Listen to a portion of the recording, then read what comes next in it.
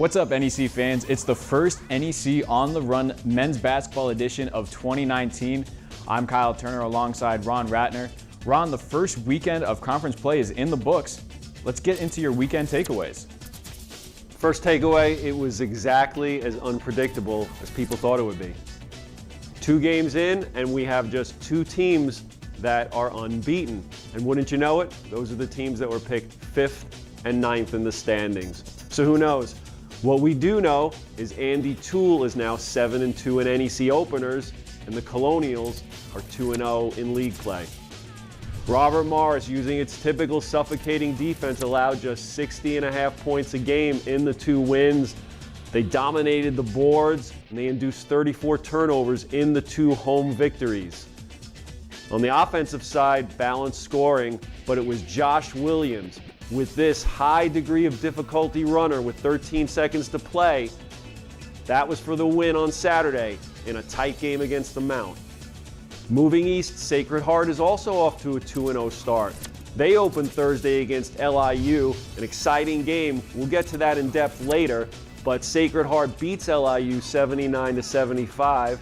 Then they down in-state rival Central Connecticut, making it the first 2-0 start to an NEC season since the 2012-2013 campaign.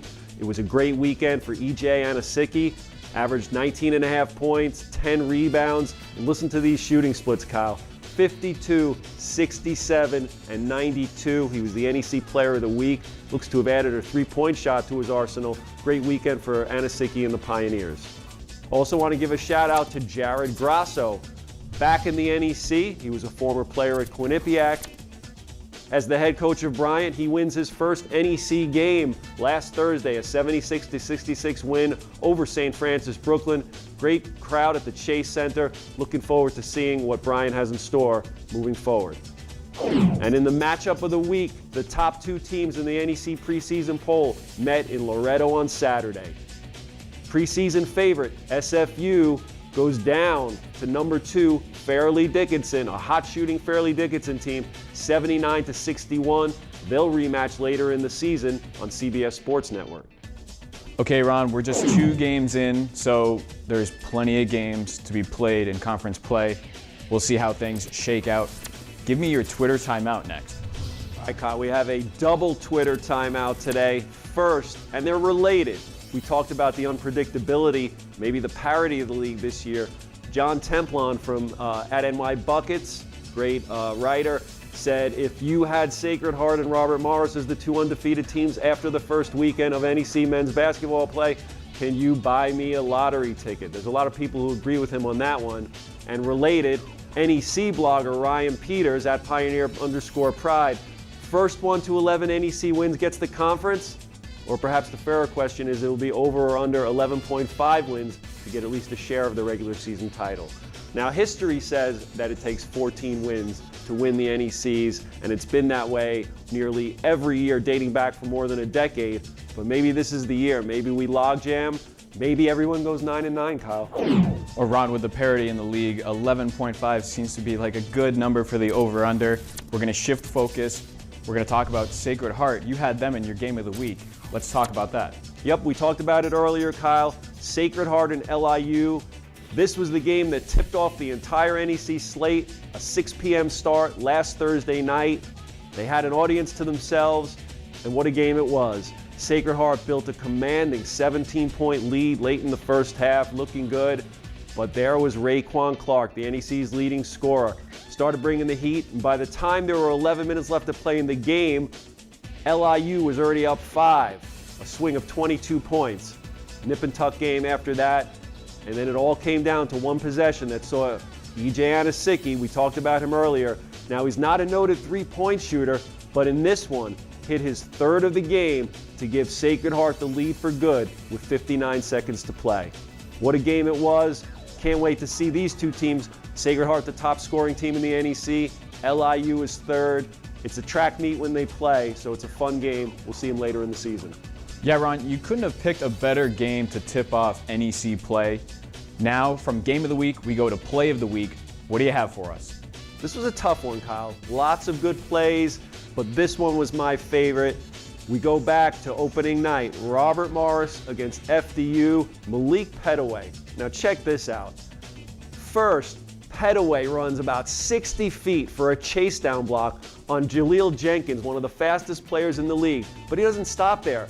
He then hustles back about 75 feet down the court, takes the feed, lays it in. I love the hustle. I love the motor on Malik Petaway. Real good player, comes off the bench. He's going to be a handful this year in the NEC. Ron, that's a fantastic play. A lot of athleticism goes into that. And I think we'll be seeing that near the top, or at least in the NEC 9. We'll be seeing that for sure, yes. All right, now let's shift gears to your under-the-radar performer for last week. Who is it? It's not just last week, Kyle, it's the whole year. It's at FDU, and they've had such balance to their offensive production throughout the year. But to me, one of the keys, so to speak, is XZAVIER MALONE-KEY, a transfer from Rider. And he's been fantastic all season long for the Knights. 6'4", a lanky wing type. He can defend multiple positions, which is such a luxury to have. Not only that, but you have to be impressed with his all-around skill set. Very consistent. He's scored in double digits in 11 out of 13 games. He's averaging over 13 points a game, and he's doing it efficiently, shooting nearly 50% from the floor.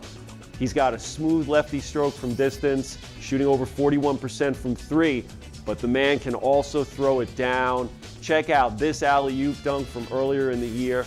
XZAVIER MALONE-KEY will be a key component for FDU as they look to win an NCAA regular season title. All right, Ron, we go from a young player under the radar to someone that's more known. Who's on your star watch? After the week he had last week, you have to go with Wagner's Ramon Saunders. He was great last year, but now he's even asked to do more by Bashir Mason, shoulder more of the offensive load. And you know what? He's responded and then some. Saunders has upped his numbers in nearly every category this year. He ranks in the NEC top 10 in each of the three major categories. He's averaging over 18 points a game, 7 rebounds a game, and 3.5 assists per game. He also leads the NEC in KenPom offensive rating as well. Another boost he's given the Seahawks, it's been automatic from the line. He's made 25 consecutive free throws heading into play this week. He leads the league, shooting 89.9%, and he's made the most free throws in the conference this year. Saunders had perhaps his signature game on Saturday against St. Francis Brooklyn, finishing with 27 points, 9 rebounds, and 6 assists. In fact, Kyle, he's only the 7th player in the nation this season to have a 27-9-6 game this year. When we had our NEC photo shoot back in September, Ramon said to me that the title has eluded him for 3 years, but this is the year. Wagner is going to need Ramon Saunders to be every bit the star he's been so far this season. They're going to have a chance at hoisting that trophy come March. Ron, you're absolutely right. Wagner's going to need Ramon Saunders to play at the top of his game week in and week out. So we go from Star Watch to talking about someone who hit an NEC milestone over the weekend. Tell me about that. One of the good guys in the NEC is St. Francis Brooklyn graduate student guard Glenn Sanabria. So it was great to see him hit his 200th career three-pointer in Thursday night's opener at Bryant. Sanabria now has 203 triples in his career. He's the NEC's active leader in the category, and he's one of 55 players in NEC history to reach the milestone. And that wasn't the only milestone, Kyle. Glenn also moved into 20th on St. Francis Brooklyn's career scoring list, and in doing so, he passed 4 Terrier Hall of Famers on Saturday, including Lester Yellen, Kevin Henry, Jim Raftery, and the great Ron Arnold. Congrats to Glenn Sanabria, one of the NEC's elite guards. Congratulations to St. Francis Brooklyn guard Glenn Sanabria. He's been a staple over there for the Terriers. Now we're going to shift focus once more. It's the game to watch, which the games to watch happen to also be on TV this week. That's right, Kyle, and both games involved the teams that went 2-0 at conference play. Last week they were both at home. This week they're headed on the road. First up, Thursday night, 7 o'clock, we tip off our NEC TV package on ESPN3. Sacred Heart, undefeated in the conference so far, at Wagner in Staten Island. Should be a great atmosphere. You have Sacred Heart's explosive offense, Wagner's sturdy defense. That should be a good one at the Spiro Center. When that ends, just switch the dial over to CBS Sports Network, a 9 p.m. start in Brooklyn. St. Francis Brooklyn hosts 2-0 Robert Morris. These two teams always seem to have great games against one another. Robert Morris started 4-0 last year. They'll be trying to match that start. St. Francis Brooklyn comes off a big road win at Wagner. That should be a good one in the first of 4 NEC games on CBS Sports Network this season. All right, thanks, Ron. Those are definitely 2 games to watch this week. Fans, don't forget, you can catch all other league games live, in HD, and for free on NECFrontRow.com. That's it for this week's edition of NEC Men's Basketball on the Run. For Ron Ratner, I'm Kyle Turner. We'll see you again next week.